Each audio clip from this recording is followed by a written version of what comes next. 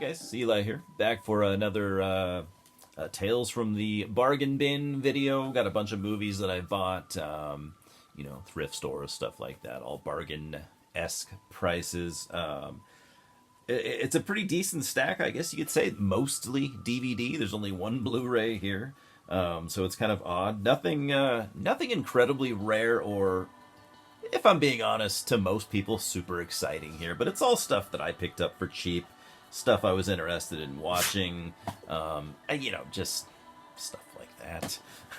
Some that I probably didn't really need to own, but you know how it goes. So yeah, I mean it's a stack. So we'll start with the only Blu-ray in this stack. Talk about Stir of Echoes, Kevin Bacon.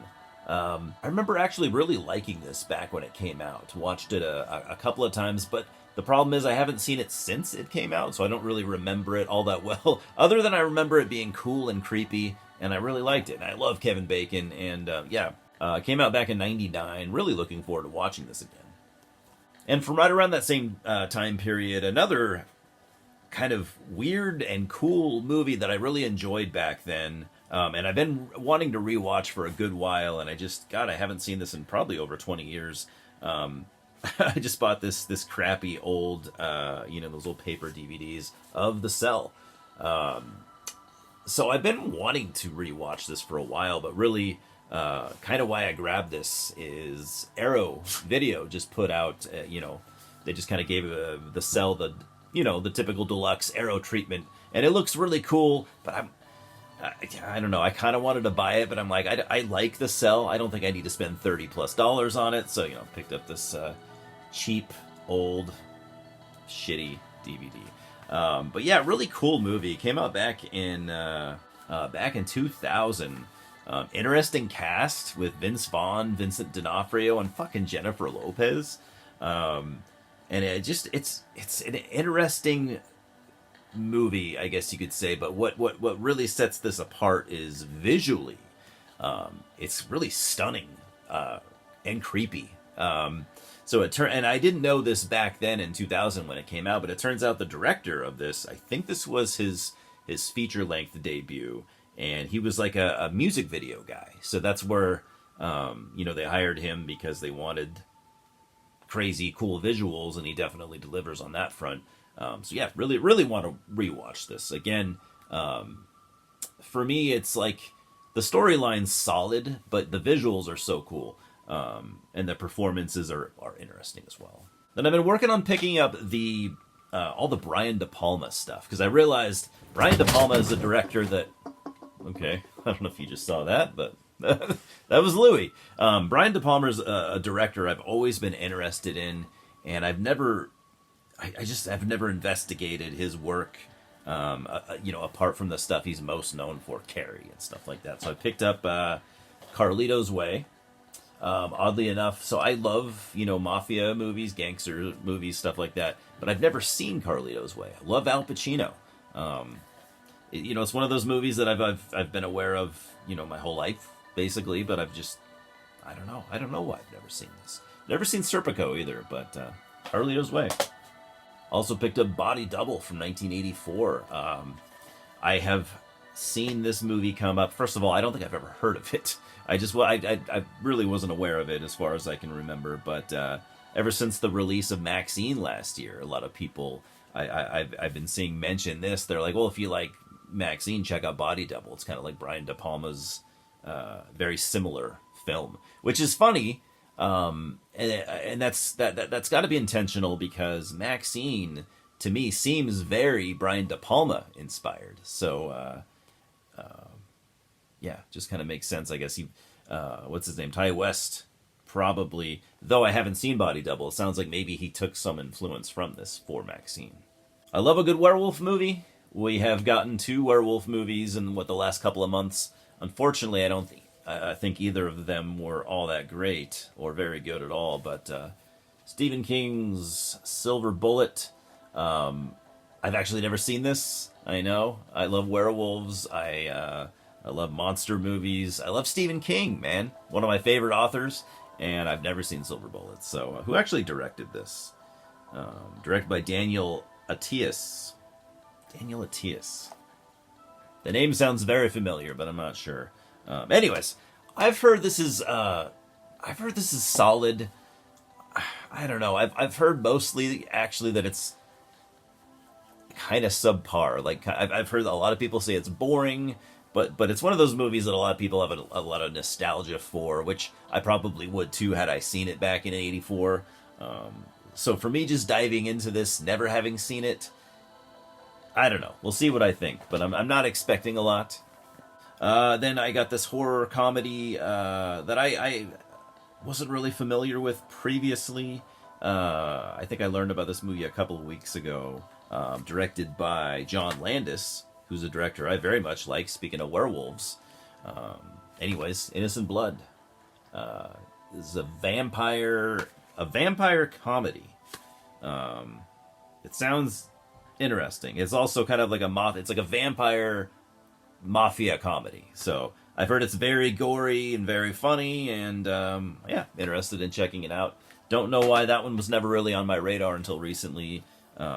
I can't remember if I've shown this before, but I bought it not too long ago. I got The Invisible Man. Been wanting to check this out for a while. I kind of forgot about it. Directed by Leigh Whannell.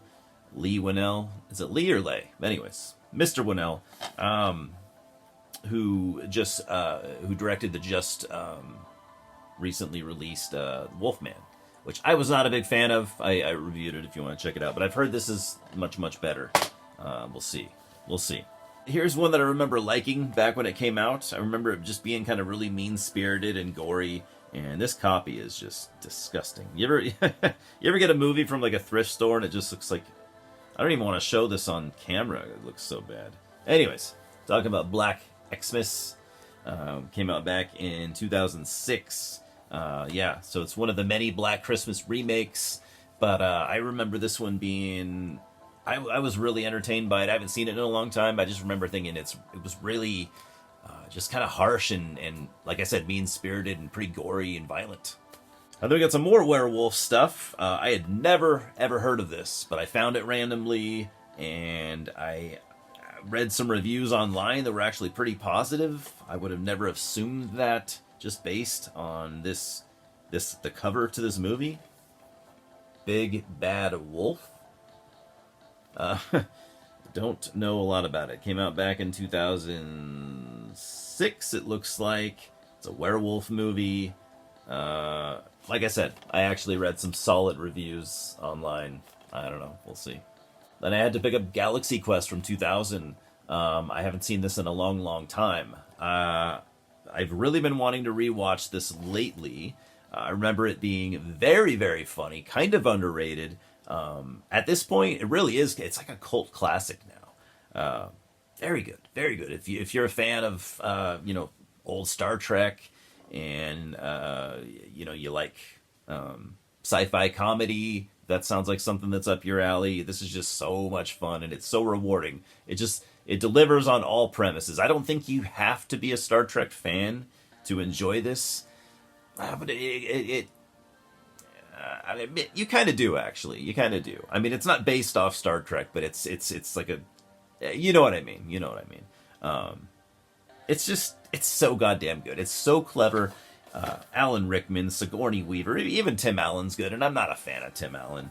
But this was just... I don't know, it was just so brilliant.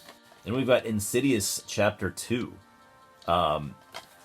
I think I saw Insidious Chapter 2. I'm a really big fan of the first Insidious. I don't know. If I saw 2, I don't remember it. But, I've seen... I don't know. I've seen a couple of the sequels. Like, I saw The Red Key, or The Red Door, whatever that was. And I saw... I think it was part 3 or 4. I can't remember. But I haven't liked any of them. So I've kind of gotten tired of the Insidious movies. If I don't know, if they've all been good, that would be cool. But like I said, I really liked the first one, and then everything I've seen since then, though I haven't seen it all, I just thought was really, really weak. I have been told by numerous people that this, part 2 is their favorite in the franchise. So I'm willing to check it out, and I'm trying to keep an open mind, and I hope I enjoy it. Oh boy. So every time I see something out in the wild and it's cheap from Full Moon, I always pick it up. It usually does not pay off. Usually it's horrible. And this I think this will be among the worst Full Moon stuff I've ever seen. But we'll see. Who knows? Murder Cycle. Murder Cycle. So it looks kind of cool. Yeah, you'd watch that, right? But it's PG-13. What's up with that? This came out in 2013. It's 90 minutes. Um, Prepare to witness the alien death machine. I don't know. I don't know. Maybe it'll be fun. We'll see. And then, so here's a remake that I was never interested in seeing, I will admit. But this movie is getting the, I can't remember if it was Arrow Video or Criterion or something like that. But they got, they got a boutique treatment, if you will. So I hate to say it, but I was like, okay, maybe, maybe I should check that out. Maybe I overlooked something that's good. Talking about The Invasion. So this is one of the handful of Invasion of the Body Snatchers remakes. Don't know anything about it. I don't know if it's like a faithful adaptation or if it's one that takes a lot of liberties. I like Nicole Kidman quite a bit. I like Daniel Craig.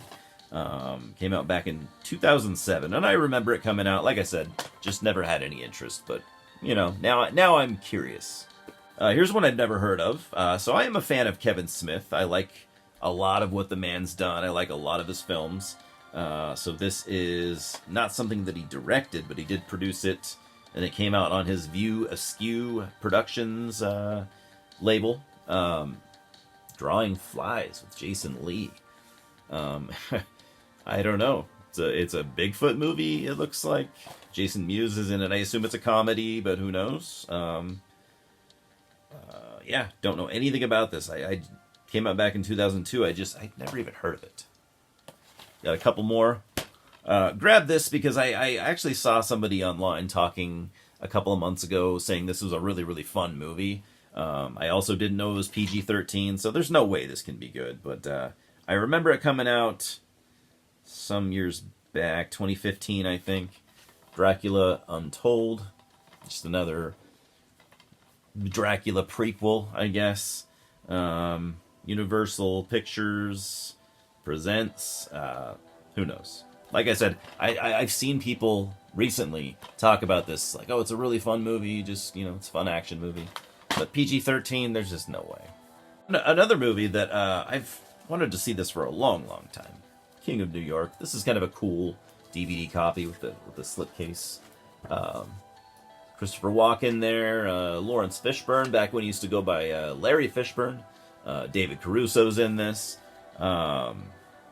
It's a cool concept. I guess you get to see Christopher Walken play a gangster, which sounds cool. Directed by Abel Ferrara. Yeah, just another one of those classics that I don't know, it evaded me for some reason, but now I have it, and I can finally watch it, so yeah, King of New York. Anyways, guys, see anything cool there? See anything you like? See anything you didn't like? Talk to me about movies. I hope you guys are doing well. Cheers. See you at the multiplex.